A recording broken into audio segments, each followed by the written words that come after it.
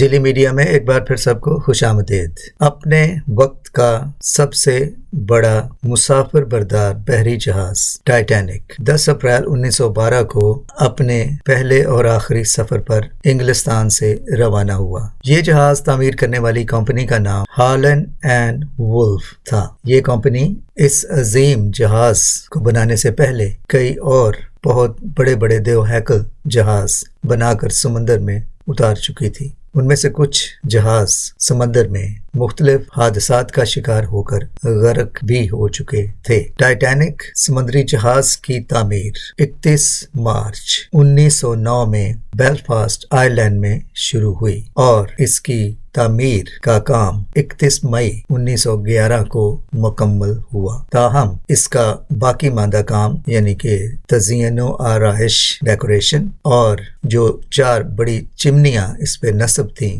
ان کو مکمل کرنے کا پورا کام 1912 میں پایہ تکمیل تک پہنچا۔ تو گویا ٹائٹینک کی تعمیر میں تقریباً 3.5 سال لگے اور اس وقت یعنی کہ اس زمانے میں اس کی تعمیر پر تقریباً $7.5 ملین خرچ ہوئے۔ ٹائٹینک کی تعمیر پر 3000 سے زائد مزدور اور انجینئر اور دیگر کام کرنے والے لوگ متعین تھے۔ ٹائٹینک پر نصب 4 چمنیوں میں سے صرف 3 چمنیاں ہی در حقیقت کام کرتی تھی۔ چوتھی چمنی صرف ڈیکوریشن کے لیے یا اس بڑے سمندری جہاز کا بیلنس برقرار رکھنے کے لیے تعمیر کی گئی۔ کہا جاتا ہے کہ ٹائٹینک اپنے وقت کا سب سے بڑا موونگ آبجیکٹ تھا جو انسان نے تعمیر کیا۔ ٹائٹینک میں کل مسافروں کی تعداد یعنی جو کیپیسٹی تھی وہ 2687 تھی اور اس کے علاوہ 807 کا کرو یعنی عملہ بھی اس پر سوار ہو سکتا تھا۔ تو گویا کہ ایک وقت میں ٹائٹینک پر 3547 افراد سوار ہو سکتے تھے۔ ٹائٹینک جب اپنے پہلے سفر پر روانہ ہوئی تو اس وقت اس پر مسافروں کی تعداد 2227 تھی۔ 1912 میں سمندر میں غرق ہونے والے ٹائٹینک شپ کو 73 سال بعد بڑی گہری تحقیق اور جستجو کے بعد نیو فاؤنڈر لینڈ کے قریب 1 ستمبر 1985 کو دریافت کیا گیا۔ ٹائٹینک کے ڈوبنے کے واقعات جو کہ نہایت ہی دل دہلا دینے والے واقعات ہیں ان کے ساتھ ساتھ اس نہایت ہی خوفناک اور المناک واقعے کے ساتھ بہت سی ایسی کہانیاں بھی جڑی ہوئی ہیں جو ہمیں انسانی ہمدردی، احسار و قربانی، بہادری اور دوسروں کے لیے اپنی جان قربان کر دینے کے نہایت ہی دل کو چھو لینے والے واقعات کا بھی ذکر ملتا ہے۔ ٹائٹینک نے 10 اپریل 1912 کو اپنا سفر انگلستان سے شروع کیا اور اس کی منزل نیو یارک تھا جہاں اسے 17 اپریل کو پہنچنا تھا۔ اپنے پہلے ہی سفر میں جو کہ اس کا آخری سفر بھی ثابت ہوا، ٹائٹینک 14 اپریل 1912 کی رات کو 11:40 پر ایک 100 فٹ سے بھی اونچے نہایت ہی وسیع و عریض آئس برگ کے ساتھ ٹکرائی اور صرف 2 گھنٹے اور 40 منٹ میں 2 حصوں میں ٹوٹ کر سمندر کی تہہ میں چلی گئی۔ وہ عظیم سمندری جہاز جسے 3 سال سے زیادہ عرصہ لگا تعمیر میں، وہ 3 گھنٹے سے پہلے ہی ٹوٹ پھوٹ کر سمندر کی تہہ میں جا گرا۔ 14 اور 15 اپریل کی رات کو جب ٹائٹینک اٹلانٹک اوشن میں محو سفر تھی، اس رات سمندر بالکل پرسکون تھا اور ٹائٹینک اپنے سفر پر گامزن تھی۔ کسی کے خواب و خیال میں بھی نہ تھا کہ کچھ ہی دیر میں یہ سکون، یہ خاموشی، یہ سفر ان کی زندگی کا ایک نہایت ہی خوفناک اور آخری سفر ثابت ہونے جا رہا ہے۔ سمندر کی یہ خاموشی ٹائٹینک کے لیے اور اس کے مسافروں کے لیے اور اس کے عملے کے لیے نہایت ہی ڈسیپٹیو یعنی کہ دھوکے باز ثابت ہوئی۔ سمندر کی موجیں اس قدر خاموش اور پرسکون نہ ہوتی بلکہ بکھری ہوئی ہوتی تو ان کے آئس برگ کے ساتھ ٹکرانے کے سبب سے آئس برگ کی نشاندہی کرنا آسان ہوتا، لیکن ایسا نہ ہوا۔ ٹائٹینک کے چبوترے پر بیٹھے جسے کروز نیسٹ کہا جاتا ہے 2 لک آؤٹس یعنی کہ وہ 2 شخص جن کی یہ ڈیوٹی تھی کہ وہ اس اونچائی سے جہاں وہ بیٹھے ہوئے تھے دور تک نگاہ کر کے دیکھیں کہ کیا کہیں کوئی سامنے آنے والا خطرہ تو نہیں ہے، کوئی آئس برگ یا کوئی اور خوفناک رکاوٹ تو راستے میں نہیں ہے جس سے ٹائٹینک کو کوئی خطرہ لاحق ہو سکے۔ لیکن دور تک کچھ ایسی بات نہ تھی سوائے اس کے کچھ دھند تھی جس سے بہت دور فاصلے تک دیکھنا آسان نہ تھا۔ یہ دو افراد جو لک آؤٹس یعنی کہ دور تک دیکھنے اور کسی خطرے کی آگاہی دینے پر مامور تھے، ان کے پاس بائنوکولرز بھی نہ تھے۔ ہوا کچھ یوں کہ ایک آفیسر جسے ٹائٹینک پر ہونا تھا آخری وقت پر کسی وجہ سے اس کی ڈیوٹی ٹائٹینک سے ہٹا دی گئی اور وہ ٹائٹینک چھوڑ کر چلا گیا، لیکن جاتے جاتے وہ بھول گیا کہ اس کی جیب میں اس کمرے کی چابیاں ہیں جس میں بائنوکولرز یعنی کہ دوربینیں رکھی ہوئی ہیں۔ چونکہ وہ بائنوکولرز اب ان لک آؤٹس کو میسر نہ تھی، اس لیے ان کو اپنی آنکھوں پر ہی بھروسہ کر کے اپنی ڈیوٹی کو انجام دینا تھا۔ پھر وہی ہوا جو ایسی کوتاہی کے سبب ہو سکتا ہے۔ بائنوکولرز کے بغیر یہ دو لک آؤٹس کو یہ سامنے کھڑا ہوا آئس برگ وقت پر نظر نہ آیا، اور پھر ہم سب جانتے ہیں کہ ٹائٹینک کے ساتھ کیا ہوا۔ رات 11:30 بجے سب سے پہلے ان دو افراد کو سامنے کسی آئس برگ کی موجودگی کا شائبہ ہوا۔ اس کے علاوہ ٹائٹینک شپ پر جو شخص وائرلیس پر بیٹھا مسافروں کے لیے پیغامات ریسیو کر رہا تھا اور ان کے پیغامات بھیج رہا تھا، اس کو تقریباً 6 بار دوسری شپ سے آگے موجود خطرے کی اطلاعات ملی، لیکن اس شخص نے ان تمام اطلاعات وارننگز کو نظر انداز کیا، کیونکہ اس نے یہ کہا کہ میں مسافروں کے پیغامات بھیجنے اور ریسیو کرنے میں مصروف ہوں، اس لیے اس نے ان وارننگز کو نظر انداز کر دیا۔ بلکہ ایک شپ کو تو اس نے شٹ اپ کال بھی دے دی اور کہا کہ میں بہت مصروف ہوں اور مجھے ڈسٹرب نہ کرو۔ اس شپ پر اس وقت یا اس زمانے کے بہت مشہور اور امیر ترین لوگ بھی سوار تھے۔ اس زمانے کا سب سے امیر ترین شخص جان جیکب ایسٹر دی فورتھ بھی اس شپ پر سفر کر رہا تھا، لیکن جب یہ جہاز ڈوبا تو ڈوبنے والوں میں یہ شخص بھی شامل تھا۔ جیک فلپس جو ٹیلی گراف ریسیو کرنے اور سینڈ کرنے پہ مامور تھا، اسے کیلیفورنین اور کارپیتھیا شپس سے بھی نہایت اہم میسیجز ملے جو اس نے نظر انداز کر دیے۔ جب ٹائٹینک حادثے کا شکار ہوئی تو پانی کا درجہ حرارت -2 ڈگری سیلسیس تھا۔ اس قدر سرد درجہ حرارت میں کوئی شخص صرف 5 سے زیادہ 15 منٹ تک زندہ رہ سکتا ہے۔ جب ٹائٹینک کے عملے کو سامنے آئس برگ کی موجودگی کا احساس ہوا تو ان کے پاس اس سے بچنے کے لیے صرف 40 سیکنڈ بلکہ کچھ تو کہتے ہیں صرف 37 سیکنڈ بچے تھے کہ وہ اس بڑے جہاز کا رخ موڑیں اور اس بڑے خوفناک آئس برگ سے بچ کر نکل سکیں۔ صرف 37 سیکنڈ میں اتنے بڑے جہاز کو موڑنا اور آئس برگ سے بچ کر نکلنا آسان نہ تھا۔ اس کی ایک وجہ یہ بھی تھی کہ کیپٹن ایڈورڈ اسمتھ کی کوشش تھی کہ وہ نیو یارک وقت پر پہنچے بلکہ وقت سے پہلے پہنچے، لہٰذا انہوں نے ٹائٹینک کی سپیڈ میں خاصا اضافہ کر رکھا تھا۔ لہٰذا ٹائٹینک اپنی پوری کوشش کے باوجود اپنی ایک سائیڈ سے اس آئس برگ کے ساتھ ٹکرائی، جس کی وجہ سے ٹائٹینک میں ایک نہایت ہی بڑا اور خوفناک شگاف ہوا، اور دیکھتے ہی دیکھتے اس شگاف میں سے پانی کا تیز بہاؤ سمندری جہاز کے اندر داخل ہو گیا۔ ٹائٹینک شپ پر صرف 20 لائف بوٹس تھیں، جن میں 1178 مسافر سوار ہو کر اپنی جان بچا سکتے تھے، لیکن ٹائٹینک پر اس وقت 2227 مسافر سوار تھے، تو گویا صرف 20 لائف بوٹس اتنے مسافروں کے لیے کافی نہ تھیں۔ اب آئیے ہم دیکھیں کہ وہ کیا عناصر تھے، وہ کیا فیکٹرز تھے، وہ کیا وجوہات تھیں جن کی بنا پر ٹائٹینک شپ اس نہایت ہی خوفناک حادثے کا شکار ہوئی اور دیکھتے ہی دیکھتے سمندر میں غرق ہو گئی۔ بعد میں تحقیق کرنے والے اداروں نے تحقیقاتی رپورٹس بنائی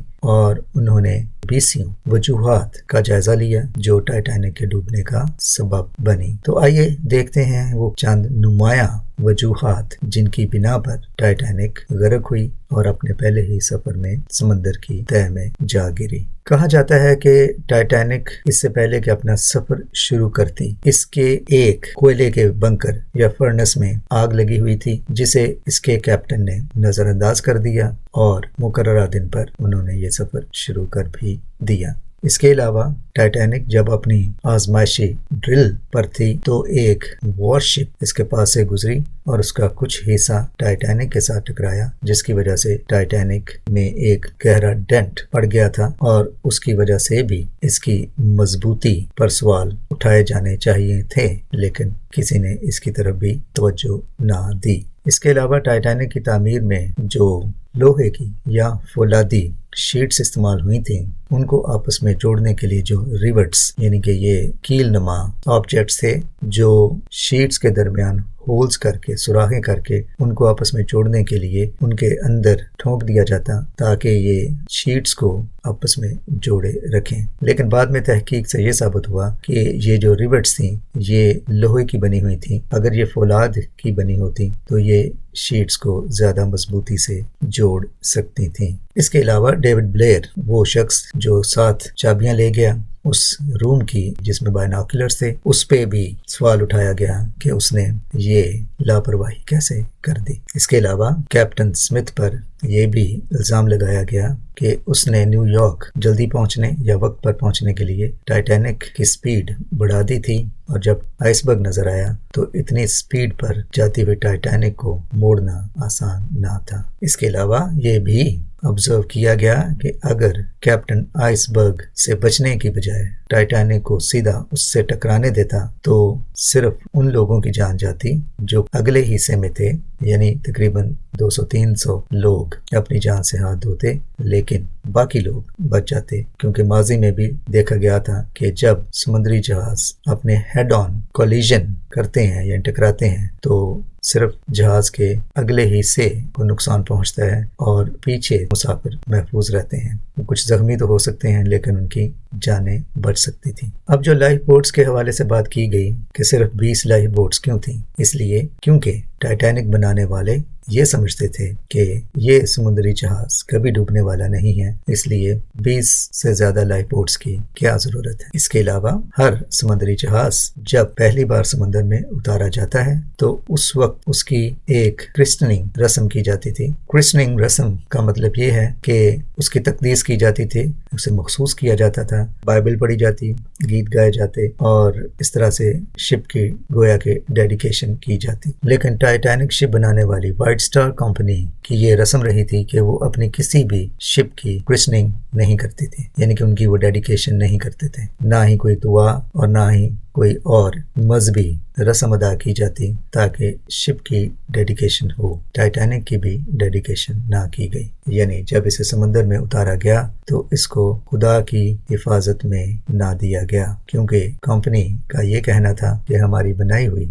شپس اس قدر مضبوط ہوتی ہیں کہ انہیں کسی سپر نیچرل یا خدائی مدد کی ضرورت نہیں ہے۔ ٹائٹینک شپ کے 16 واٹر کمپارٹمنٹس تھے اور اس وقت یہ کسی بھی سمندری جہاز کے سب سے زیادہ واٹر کمپارٹمنٹس تھے، یعنی اگر یہ سمندری جہاز کسی وجہ سے کسی چیز سے ٹکراتا ہے یا ڈوبنے کا خدشہ پیدا ہوتا ہے تو 16 واٹر کمپارٹمنٹس ایسے تھے کہ اگر ان میں پانی بھر بھی جائے تو 16 کے 16 میں پانی بھرتے بھرتے تک سمندری جہاز کو بچایا جا سکتا تھا۔ اس میں یہ بھی بیان کیا گیا کہ اگر یہ سمندری جہاز کسی آئس برگ یا کسی اور چیز سے ٹکراتا ہے تو ٹکرانے کے بعد اگر اس کے 4 کمپارٹمنٹس میں فوری پانی بھر بھی جائے تو اس سے پہلے کہ جہاز ڈوبے یہ کسی نہ کسی محفوظ مقام تک پہنچنے کی سکت یا صلاحیت رکھتا ہے۔ لیکن جب ٹائٹینک آئس برگ کے ساتھ ٹکرایا تو اس کے 4 کمپارٹمنٹس نہیں بلکہ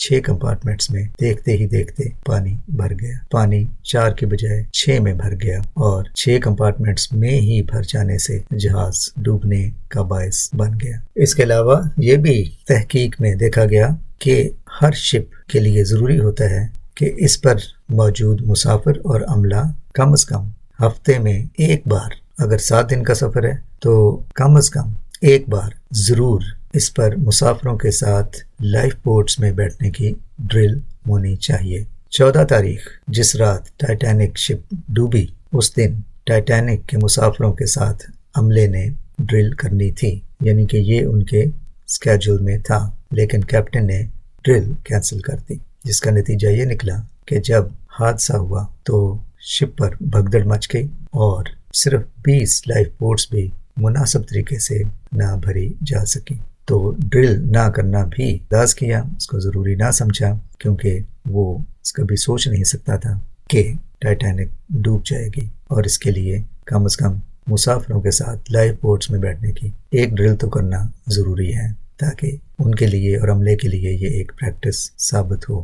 اب ان تمام چیزوں کو اگر دیکھا جائے تو نتیجہ یہ نکلتا ہے کہ ٹائٹینک کو ڈبونے والے کون تھے؟ وہ کمپنی جس نے ٹائٹینک کو تعمیر کیا، اس سوچ کے ساتھ، اس اعتماد کے ساتھ کہ اس زبردست سمندری جہاز کو کوئی بھی ڈبو نہیں سکتا، نہ کوئی حادثہ، نہ کوئی طوفان۔ یہاں تک کہ اس کے معماروں میں سے ایک نے تو یہ بھی کہہ دیا تھا کہ ٹائٹینک کو تو خدا بھی نہیں ڈبو سکتا۔ آئیے اب ہم اس بات کا جائزہ لیں کہ ٹائٹینک کمپنی نے اپنے اس جہاز پر اس قدر فخر کیا، بھروسہ کیا کہ جس طرح سے ہم نے یہ سمندری جہاز تعمیر کیا ہے، اس کو خدا بھی نہیں ڈبو سکتا۔ ان کو ٹائٹینک کی مضبوطی، اپنے کیپٹن پر اور ٹائٹینک پر جو ٹیکنالوجی تھی، ان تمام پر اس قدر بھروسہ تھا۔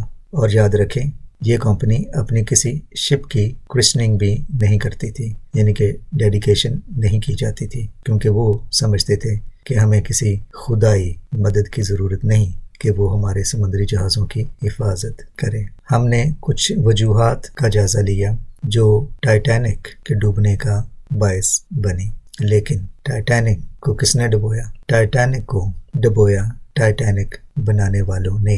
ٹائٹینک کو ڈبویا ان کے غرور نے، ان کے اعتماد نے، جو انہوں نے اپنے ہنر پر، اپنی ٹیکنالوجی پر، اپنے پیسے پر رکھا کہ ان کی بنائی ہوئی ٹائٹینک جیسی شپ کو خدا بھی نہیں ڈبو سکتا۔ ٹائٹینک کو کیا خدا نے ڈبویا یا ٹائٹینک بنانے والوں کے غرور نے ڈبویا؟ یاد رکھیں، ٹائٹینک بنانے والوں نے چیلنج خدا کو کیا تھا۔ میں نہیں سمجھتا کہ خدا نے ٹائٹینک کو ڈبویا، خدا نے ٹائٹینک کی حفاظت نہ کی، کیونکہ ٹائٹینک کو خدا کی حفاظت میں دیا ہی نہیں گیا تھا۔ ٹائٹینک کو ڈبویا ٹائٹینک بنانے والوں نے۔ آئیے دیکھیں بائبل مقدس خدا کو چیلنج کرنے والے لوگوں کے بارے میں، اپنے ہنر، اپنی حکمت، اپنے مال و دولت پر فخر کرنے والوں کے بارے میں کیا کہتی ہے۔ بائبل مقدس میں لکھا ہوا ہے کہ اگر خدا کو کسی چیز سے نفرت ہے تو ان تمام چیزوں میں سب سے اوپر کیا ہے؟ اونچی نظر، یعنی کہ خدا کو غرور کرنے والوں سے نفرت ہے۔ یعقوب 4 باب کی 6 آیت، خدا مغروروں کا مقابلہ کرتا ہے۔ یعقوب ہی کے خط 4 باب کی 15 آیت میں یوں لکھا ہوا ہے، یوں کہو کہ اگر خداوند چاہے تو ہم زندہ بھی رہیں گے اور یہ کام بھی کریں گے۔ امثال 16 باب 18 آیت، ہلاکت سے پہلے تکبر ہے اور زوال سے پہلے خود بینی۔ ٹائٹینک شپ بھی اپنے بنانے والوں کے غرور کی بدولت سمندر کی تہہ میں پڑی ہوئی ہے۔ یرمیہ نبی کے صحیفے میں یرمیہ 9 باب کی 23ویں آیت میں یوں لکھا ہوا ہے، خداوند یوں فرماتا ہے کہ نہ صاحب حکمت اپنی حکمت پر اور نہ قوی اپنی قوت پر اور نہ مالدار اپنے مال پر فخر کرے۔ ٹائٹینک بنانے والی کمپنی نے اپنی ذہانت، اپنی قوت اور اپنے اندھے اعتماد پر بھروسہ کیا۔ ٹائٹینک پر سوار اس وقت کے دنیا کے امیر ترین لوگ بھی موجود تھے، جو اپنی دولت کے بل بوتے پر اس اعتماد کے ساتھ اس بڑے جہاز پر سوار تھے کہ انہیں کچھ ہونے والا نہیں۔ وہ دنیا کے امیر ترین لوگ ہیں اور وہ دنیا کی اس محفوظ ترین اور مضبوط ترین شپ پر ہیں، انہیں کچھ ہونے والا نہیں۔ آخر میں یوسیہ نبی کا صحیفہ 43 چیپٹر 43 کی 2 آیت سے یوں لکھا ہوا ہے کہ میں نے تیرا نام لے کر تجھے بلایا ہے، تو میرا ہے، خدا بنی اسرائیل سے کہہ رہا ہے۔ 2 آیت، جب تو سیلاب میں سے گزرے گا تو میں تیرے ساتھ ہوں گا۔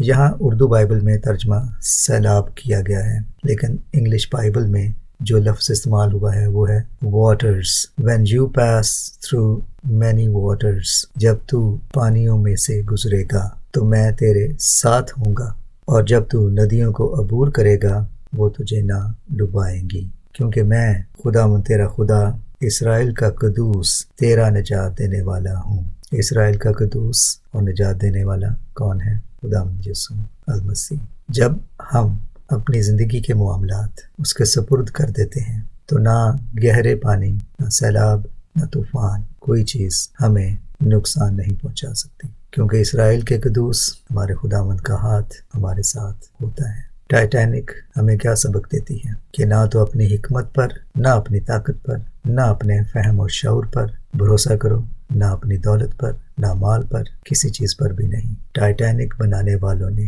اس شپ کی کرسننگ بھی نہیں کی تھی، یعنی کہ اس کی تقدیس، ڈیڈیکیشن بھی نہیں کی تھی، کیونکہ وہ نہیں مانتے تھے کہ انہیں اس بڑے جہاز کو خدا کی پناہ میں اور حفاظت میں دینے کی ضرورت ہے۔ لیکن جو ہوا وہ ہم سب جانتے ہیں۔ God bless you all. Thank you for watching انجیلی میڈیا۔